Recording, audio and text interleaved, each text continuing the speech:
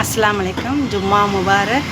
இன்றைக்கும் அல் குரானின் தமிழாக்கத்தில் இருந்து பாகம் 6 அத்தியாயம் 4 அன்னிசா தொடர்ச்சி பார்க்கலாம். அவுது பில்லாஹி மினஷ் ஷைத்தானிர் ரஜீம். பிஸ்மில்லாஹிர் ரஹ்மானிர் ரஹீம். வசனம் 154.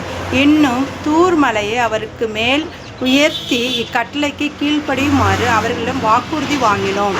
தலை தாழ்த்திய வாயில் நுழையுங்கள் என்று நாம் அவர்களுக்கு கட்டளையிட்டோம். சப்து சனிக்கிழமை விதியை மீறாதீர்கள் என்றும் நாம் அவர்களுக்கு கூறினோம். மேலும் விஷயத்தில் திடமான வாக்குறுதியையும் அவர்களிடம் நாம் வாங்கினோம்.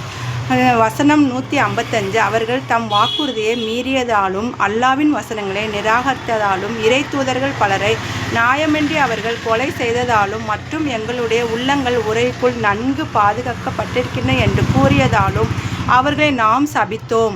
உண்மை என்னவெனில் அவர்களின் நிராகரிப்பின் காரணமாகவே அவர்களின் உள்ளங்கள் மீது அல்லாஹ் முத்திரை வைத்து விட்டான். எனவே அவர்கள் மிக குறைவாகவே நம்பிக்கை கொள்கின்றனர்.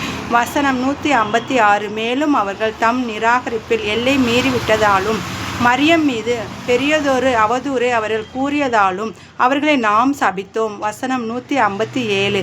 மேலும் அல்லாஹ்வுடைய தூதரும் மரியமின் மகனுமான ஈசா மசீகை நாங்கள் தாம் கொண்டோம் என அவர்கள் கூறியதாலும் அவர்களை நாம் சபித்தோம்.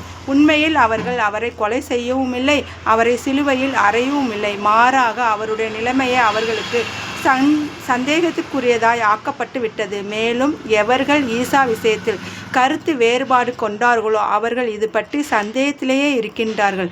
யுகத்தை பின்பற்றுவதை தவிர இது பற்றி வேறு எந்த அறிவும் அவர்களிடத்தில் இல்லை. நிச்சயமாக அவர்கள் அவரை மசீகை கொலை செய்யவே இல்லை. அஸ்ஸலாமு அலைக்கும்.